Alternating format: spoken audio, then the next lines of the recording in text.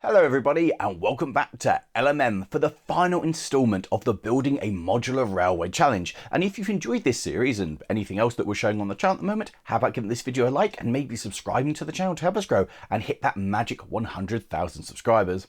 And with that, let's hear from this series sponsors one last time. This series is sponsored by our friends over at Grange & Hodder, who supplied us with all of the boards that you'll see in this series. They make an amazing variety of baseboards, which takes the stress and anxiety out of making a solid start for your model railway. So go check out the website, it's over in the video description, and see some of the things that they make. This episode is also sponsored by our friends over at Cut Creative, who make a simply stunning array of high detail kits for multiple of scales, including 00 and N.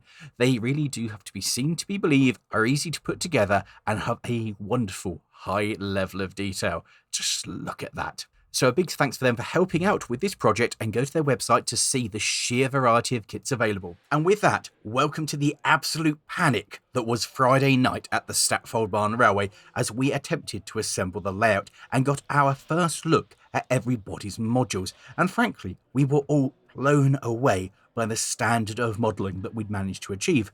Even my own module managed to survive the journey intact and not snap in twain. However, there was one very notable absence, and that was Charles. After hours of hard work, planning and effort, Charles unfortunately could not make the event, and that left us with a rather major problem. Not only was Charles's module the centre passing place, he was also building the controllers to operate the module and was cutting up most of the legs. So we had a really big problem. And whilst we debated how to overcome these new issues, there had been a run to B&Q to get some emergency wood, and Dave was frantically building new sets of legs for all of those modules that had been depending on the legs that Charles was meant to be bringing. And meanwhile, I'd come up with a plan. So what I'm working on is having a way that we power this side of the layout, can stop and do a handover to drive it through. That's the idea.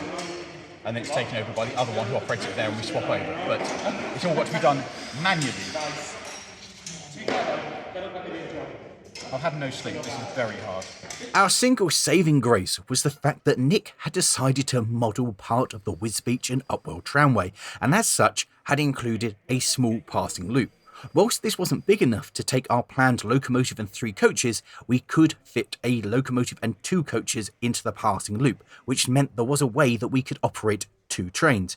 And whilst I tried to get my head around how I was going to wire this up so that it would work, the other guys were busy building legs and assembling the other modules ready so we could connect them up once I'd figured out how we were actually going to make the centre bit work.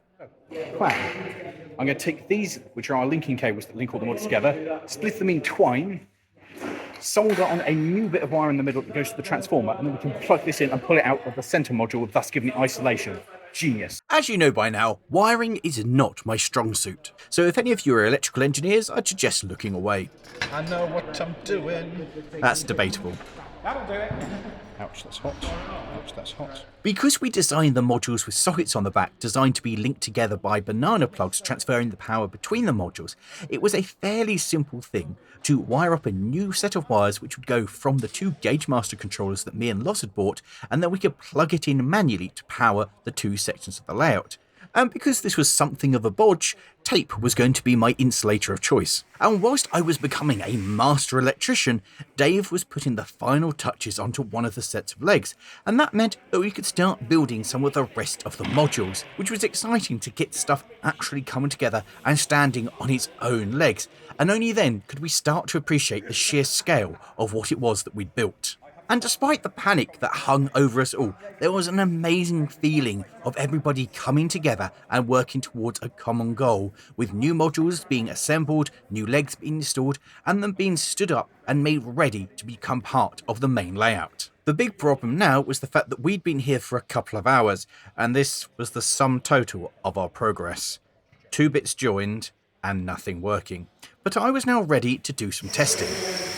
This is some of the worst electrical engineering I've ever done. So if you're an electrical engineer or do wiring, I'm sorry. I'm so very sorry.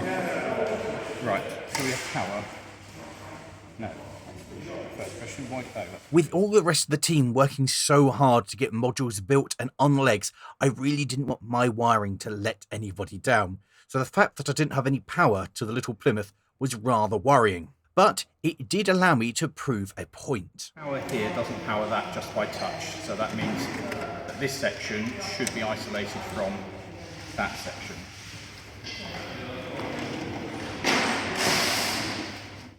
What I'd managed to prove was that the modules did need the cables linking them together to work, meaning without them each section would be isolated, which meant that we would be able to drive 2 trains at the same time without any fancy wiring going on. My next question was, when I did plug in power to the next module, why the locomotive didn't continue working.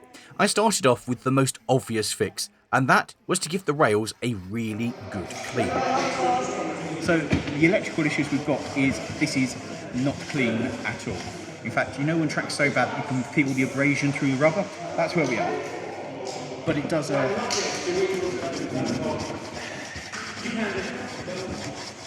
hopefully solve the issue we had. And as I attempted to get trains to run from one module to another, the rest of the team were making good progress, having got the second traverser assembled and ready to be installed. And my best plan for actually making this happen was to continue cleaning the track. It's also well known that the small yellow Plymouth locomotive's regular sight on the Wisbech and Upwell tramway, rarely photographed, but actually well known that they ran the service. It would appear that the rails hadn't been cleaned since the PVA to hold the ballast had been applied, and with that cleared off, I managed to get the Plymouth to run. We had continuity between the boards, and that meant that finally we could start to assemble the layout, attaching modules working away from the newly christened Centre Command module. And of course, as none of these modules had gone together before, this all went super smoothly with no issues whatsoever, with Lozz being particularly optimistic about the progress. And to be fair, he had good reason, as the guys had installed this module in the wrong order.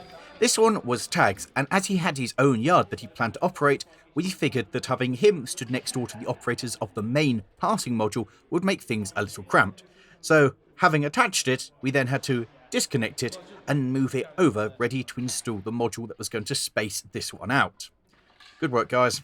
Good work. We soon bridged the gap with Dave's module and began testing the new modules. But I couldn't get anything to run at all. The corner was completely dead. After all, he'd wired up this corner module and should be able to tell me if there was anything funky going on with the wiring, and was cool as a cucumber as he came over. Is the info track working? It was not. In fact, most of the module from the point was non-functional. And having had Lozz confirm the wiring was indeed correct and the isolation was not engaged, he departed, leaving the rest of us to puzzle over our latest electrical gremlin. And while we debated, the rest of the guys started to get on with assembling the other modules. We were now starting to look a little bit like a layout. The problem was it just didn't work at this point. And as I tried and rewired things and poked stuff, nothing changed. And that wasn't our only problem. The Carl Heath had never been sent the rail aligner board, so his module was very slightly off and didn't line up with the others. So to fix that, we had to desolder the rail aligner and then move the rails over ever so slightly so it lined up with the next module and then resolder it into place. On the other side of the room, there was good news as modules were starting to join together, and this one, that was built by Dave and Becca, lined up perfectly with Lozz's, which meant at long last, finally, we had something that was beginning to show signs of being a modular layout. This was now the longest continued stretch, and everybody was really enjoying the experience. Building a layout is so much fun. Did anybody ever tell you that? Next up, it was time to install my module, and this one was a bit of a challenge. I hadn't got any legs, and because of my underground shenanigans, legs didn't fit, so we had to suspend this module between 2 others. Nails at the bottom of Laurie's board. And with everybody working on it, it didn't take long for my board to be added to the modular layout, and I must be honest, I was super proud of it. And in fact, my board marked the last module to be connected up. At this point, everything had been built, so we're on to testing and making sure everything worked, like the traversers, making sure that they moved backwards and forwards smoothly and weren't going to give us any operational errors during the day. Obviously, this was the first time that any of us had seen this all set up in its full capacity. Instead of just filming. I'm just filming. Why are we doing all the work while you stand and film? I'm talent. Joking aside, we were all so impressed with the scale of what we'd made. And there was just one question left. Would it actually work? I am assuming you're just running on, Lawrie. I'm going to do it to the other traverser. Well, you can't. Well, you can, it's not there. It wasn't good news. Whatever we tried, the train would derail as it came onto the centre module. And worse still, Dave's bridge module was entirely dead. But worst of all, it was now kicking out time and we had to leave for tomorrow, which meant that we would start the day of the show without a fully working layout. After a fraught night when none of us got much sleep, we returned to Statfold with 2.5 hours before the show started. And despite different parts of the module breaking, with 15 minutes before the show opened, we ran our first train.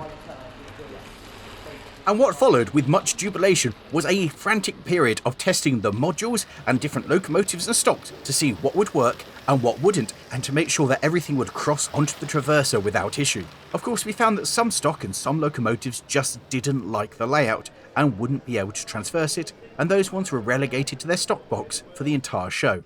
But we had done it. Against all the odds, we had come together and built a fully functional modular layout completely in isolation. And that was something glorious, and watching the trains trundle around was amazing. Although we did add a safety cage to Dave's bridge, just in case something went wrong. And with not a moment to spare, we had our starting lineup arranged on the traverser, and took one fleeting look at the scale of what we'd created.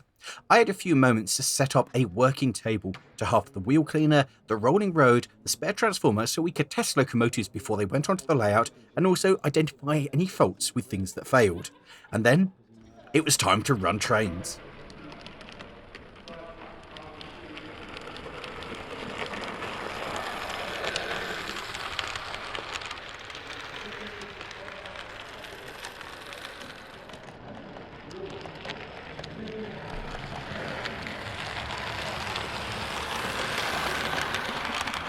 And at the same time, on the other side of the layout,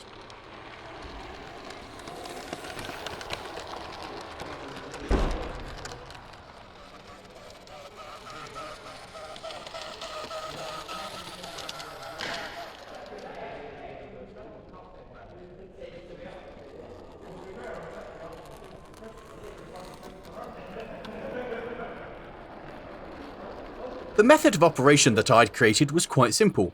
Operator 1 would bring the 2-coach train and park it in the loop. Operator 2 would drive the longer 3-coach train and pass over control on the move to Operator 1. Once that train had cleared the section, Operator 2 would then collect the 2-coach train and return to the traverser. And yes, we know this curve is far too tight to be prototypical, but originally the idea was that the whole module would be laid out in a straight line with these two curves swinging the track into the traverses, which would then operate in our area rather than, as they were set up here, of moving out into the public.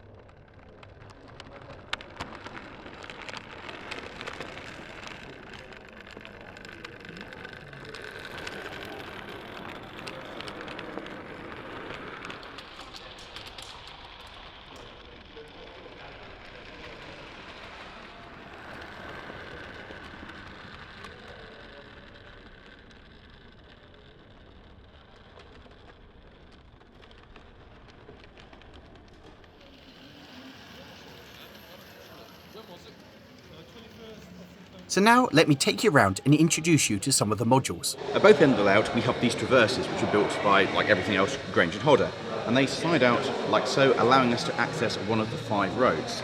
Now I've set myself up a timetable that we are adhering to during this, which is that train 1 leaves, which passes train 1 on the other side, then 2, then 3, then 4, then 5. Then you reset the whole thing and begin again. So it just, the same trains run all the time, but it keeps it simple. It all works on these tiny little clips that slide in here, and not only do they lock the traverser in place, they also take the electrical power from the main line to the traverser. So it's all isolated and runs like that. It's remarkably simple, and Lozz has done a superb job on these because they actually work, and we are all surprised about that. This thing is Lozz's museum, so it has a big building here which is still going to be redone because he's not happy with it. turntable, demonstration line, and the main line running next door to it. It also features the most complicated rat's nest of wiring that I have ever seen, because this is wired up not just to run DC of this, but also to run DCC fitted stuff around the museum in a shunting puzzle. And it is a nightmare, absolute nightmare under there, because it will do both. And anyway, it's really cool. It's a nice place to start that out. We've got a station here, so we can bring a train in, hold it here whilst we're working on the other end of the layout. So that's useful. Which brings us over here. We have a nice little farm scene here with a couple of vintage vehicles, sheep in the field, and a couple of just sidings here where stock will be dropped off to go to the farm. It's been nicely weathered as well. Oh, that very nice. Very nicely done. And then over here, wow, this is mine. And I'm very pleased with myself, even if that tree is now falling down. But this has come together remarkably well, and I'm very, very pleased. It works, and the underground works as well, 009. Up this end we have the two curbs. Now these are very tight, and the original idea was just going to put it away and into the traverses, so they would put it away from the main public facing area, hence why they're so tight. In the grand scheme of the layout as it's set up now, they do kind of ruin the illusion of a railway, so it's one of the things we're going to do for the next time is rebuild these to be a lesser thing. However, nice job. And here, this is the main key ingredient of this layout. This is Nick's bit based on the Wisbech and Upwell tramwell. It is the only module that's actually based on something. He used books, trolled through photographs, and has got it all set up more or less how the original tramway would have been. And it was dotted with all of these small passing places where trains would come in, drop off a couple of wagons for the local farmers, like in an orchard, then come pick up the wagons a few days later. This module has saved this layout because as it has a passing place, we were able to go underneath, or rather I was able to go underneath, rewire it, and make this work, but we can drive a train in to one half of it, the other train can come and pass it, and then we can just run two trains. So the actual thing that's based on something real actually turned out to be the most useful model railway thing we could have hoped for. Anyway, from there, it moves into the second curve, which is a really nicely done cutting through there, onto the bridge round here. We have Dave's bridge module here, which has been fitted with a safety net here to catch any stock that wants to do free diving. And then as we come across here, we have Tag's layout, which is loosely based on Ingrove Yard. So it's the second one that's kind of based on a real place. But this is also fully operational with a three-way point, so when Rob's not working the traverser or operating the main layout, Rob can just shunt stock around here, and actually this has worked flawlessly. The best thing about Rob's layout is the fact that he has the LMM car fleet list parked up here. We have Dupes, the MG, the Mini, the Moggy, Humpty, the Reliant, another MG, something vaguely based around the Volvo, the tractor, another fire engine with roughly looks like red roof's front end, and then of course the AA van to come pick it up when it all goes wrong. And then finally, we have the Carl Heath module, which is very nice, which he's put a scrap locomotive on, which has been saved for LMM on the side, which is a nice touch. Small little platform as well, so we can hold trains here whilst the other end is being sorted out. So two different stations, both near the modules at the end, so we have a bit of operational interest of trains stopping and waiting. It's brilliant. And with that, back to running trains. As mentioned, we had long trains and short trains which were timetabled to pass, with the short train always arriving in the loop first, and the long train, like this LMR goods, passing once the short train was isolated in the loop. One of my favourite things that I got to do was to run some of my older stock that you don't normally get to see running at an exhibition, like this Lima Prairie. Now, this thing isn't as detailed as your modern locomotives, but on a layout the size of ours, unless you're right up close, you don't really notice. And this thing ran without fault, and it was just so good to see it doing what it was designed and built to do, running trains, without any problems. By now, the show was in full swing, and the layout was absolutely swamped, which was absolutely incredible. All the hard work, all the effort was paying off from all these people coming round and looking at what we are doing. And so many of them were you lovely people who'd come over to have a chat with me. So to each and every one of you, thank you so much for coming and saying hi. You have no idea how much it makes my day. So thank you. It was great to meet all of you, and I hope to see you at another show in the future as well.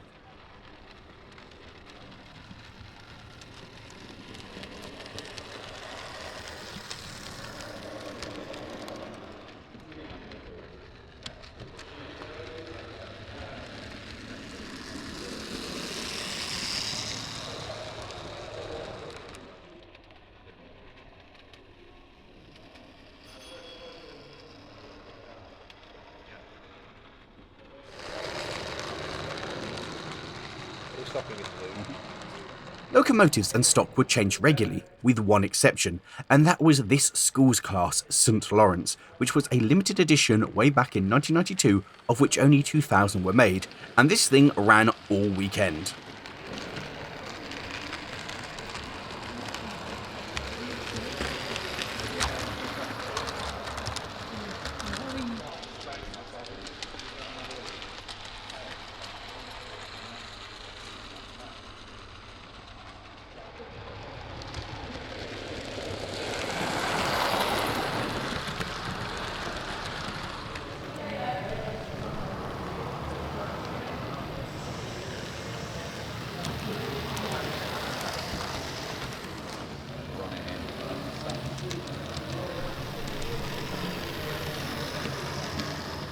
The most amazing thing about all of this, that frankly surprised all of us, was that all of the modules were actually doing what we wanted them to.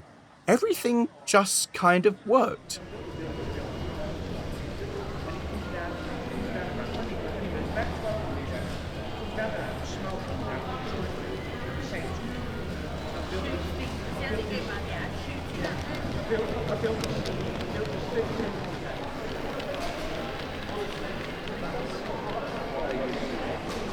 The really exciting thing was it turned into a very busy show, and the atmosphere amongst all of us showing our module off to everyone was amazing, and even the 009 worked. Setting the layout in modern day as a preservation railway was a stroke of genius, because it meant that we got to run whatever we fancied and were able to field a wide variety of rolling stock, with all of our favourites making it out onto the layout, like this Airfix 1400 auto coach. Now, Airfix made some really nicely detailed mods in the day, and this one still stands up compared to the modern stuff, which is pretty good for a 40-odd-year-old model.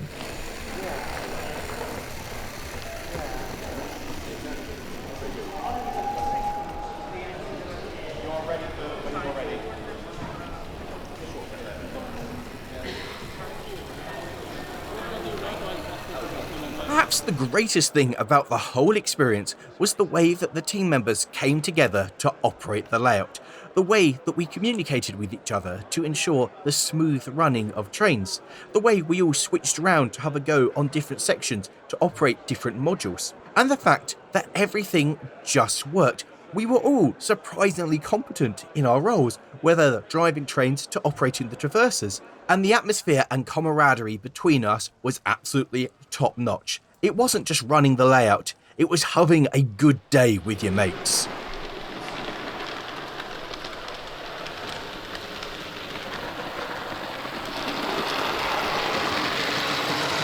And if you're wondering how the swap over process actually worked in the loop, it was like this.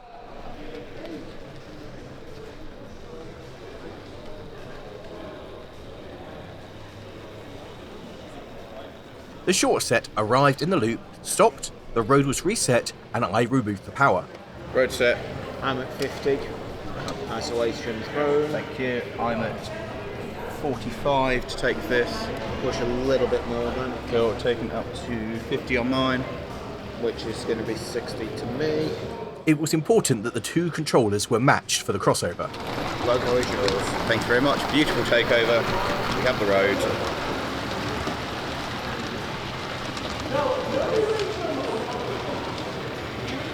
Lovely job, sir. Lovely job. When it works, it's so good. Oh, you have control. My board.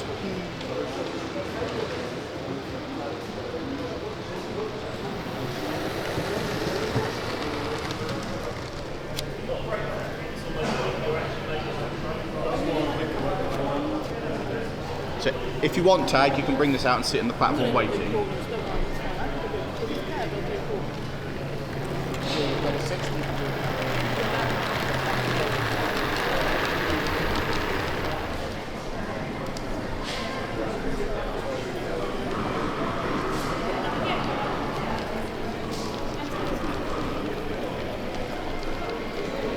Probably tend to drive stuff if they get stuck.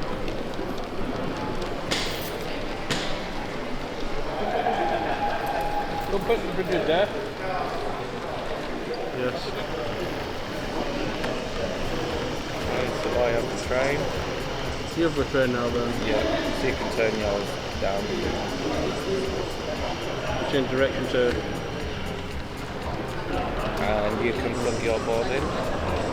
Against all the odds, throughout the whole weekend, everything across all of the modules just continued to work, with one notable exception, and that was Sun's turntable. You just press that, and it goes. It does not go. It does not go. What? That's got no resistance. So this is the turntable motor.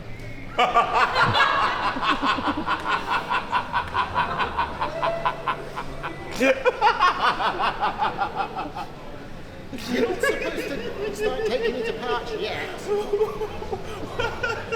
Tear downs now, yeah? Yes, yeah? Lorry's broken. It doesn't take. I have to ask, why do we have him as the figurehead? If we keep breaking him like this. In all fairness, Lawrie only broke because the turntable did. Leaving Lozz to reinstall the motor for his turntable, we go back to watching trains.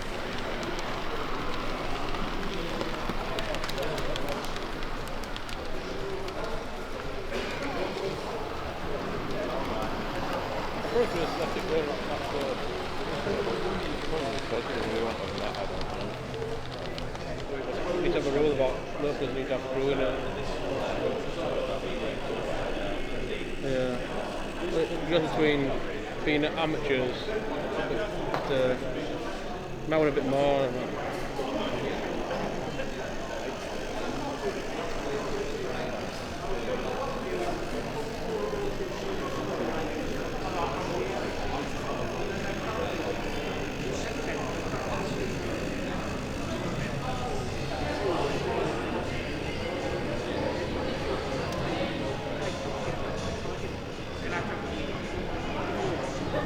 Board is on to you. I can go now. Yeah.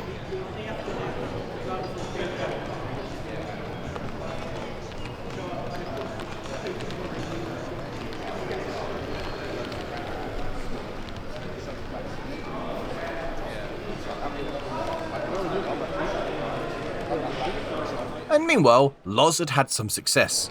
I have fixed it. Are you sure?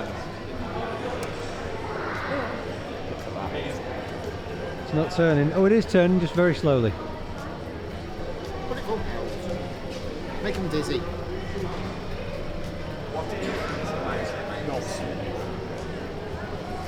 How fast does it go? Yes, this.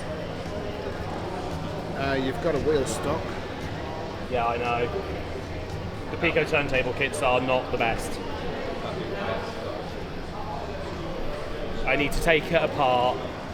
I need to take the wheels out, clearance them all, smooth everything off, and then reassemble it and hope for the best. But with, well, this was still being painted 2 days ago.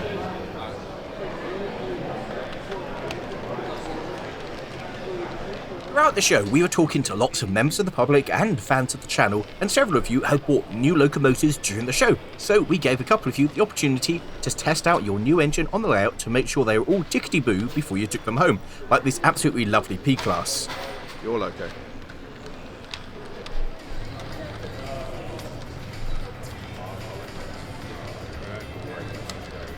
Board is yours. Isolator is yours as well. And although we mostly ran steam engines, we did get a couple of mainline diesels out during the show. Long-time viewers of the channel might remember my unboxing video of this Class 37. My direction wrong? No, it's just... Because it's going to feel a little better. They're not exactly big or heavy wagons. So you're going to go with magnets with pivot, but then you can take longer lines, and then push the motor. They said they're going to go back and look into it. It's an area, isn't it?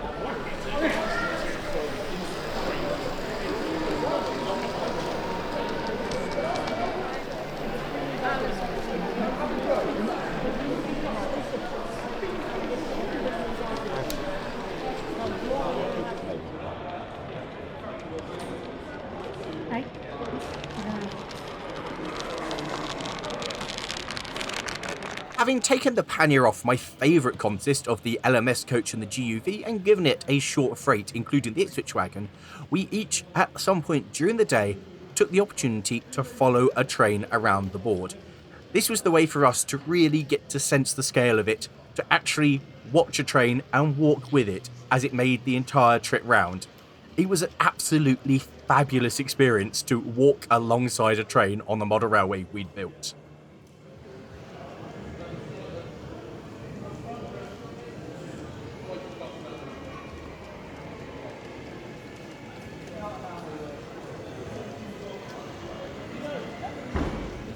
All remaining trains will now depart Strawberry Park platform. All remaining trains will depart Strawberry Park platform for the top station and top car park. Please note that the show closes in 15 minutes. Thank you.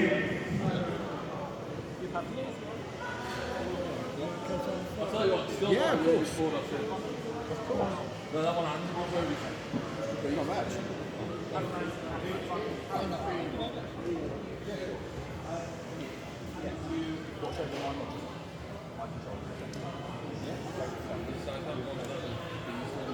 If you want me in the boat, though, yeah, I mean, it's up to you. You've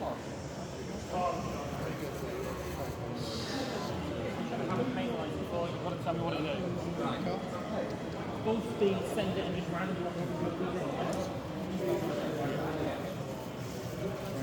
what my controller. Let's use that.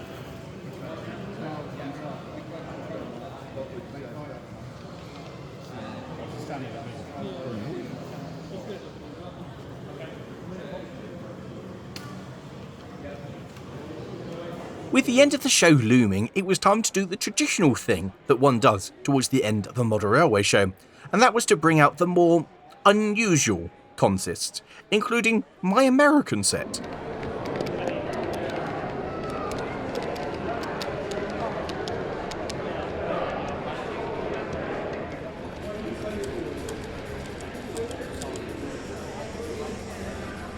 Oh, I'm really impressed with you guys. This is really good. It is going forward, so right.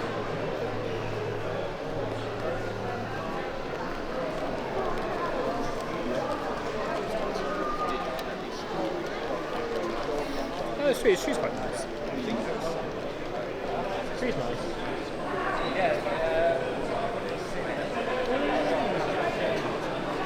And then things got a little more silly. I can't get a smooth start on that, that just goes.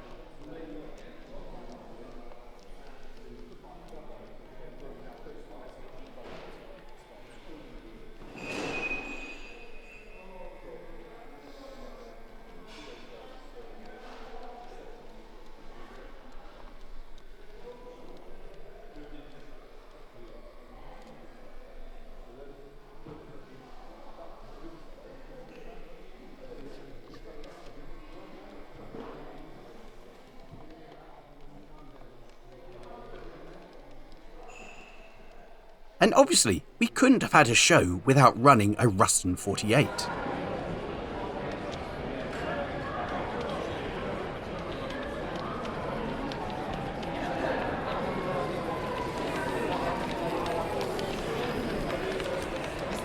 And if you're going to run a Ruston 48, there's only really one Ruston 48 that we, as a group, should be running.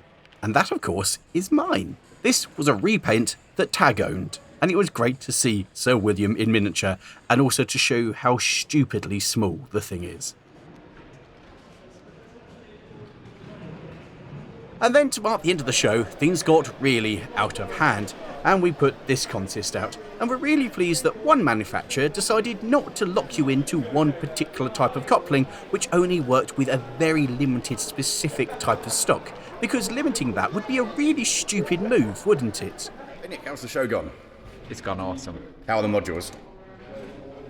Epic. Way better than I ever thought they'd be. How are the modules? They work. It's scary. I don't understand. You enjoying the show, Dave? Very much. What do you reckon of the modules? They are absolutely stunning. Beck, you enjoying the show? Very much. What do you reckon of the modules? Awesome. Yo, Tag, you enjoying the show? That's me after breakfast. Priorities, man. Priorities. The teardown was a lot quicker than the setup. The thing that took the most time was working out whose stock was whose and getting that back in its right boxes. But quickly, the layout came apart. And that brings us to the end of this series. We really hope you've enjoyed watching. If you have, how about clicking somewhere over there for some of the other videos in the series, or below it for the video of the Statfold Barn Model Railway show. And thank you all very much for watching. Let me know in the comments below if you've enjoyed it and you'd like to see this kind of thing again. And with that, we'll see you next time, and let us know in the comments what you thought of the modular layout. Ta-ra!